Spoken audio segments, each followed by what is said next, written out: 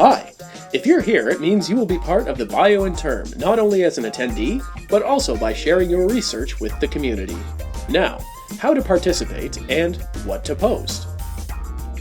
Prepare a brief description of your research work in lay language.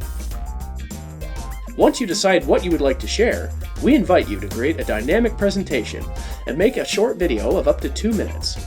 Don't worry, you don't need to record yourself if you don't want to. Also, there's no need to use fancy or super complicated software to make your video. One friendly option would be PowerPoint, but be creative. Feel free to use your own style and give your personal touch to it. Once you have it ready, use the hashtag BioNTERM and tag BEATS Research and your home institution at Twitter.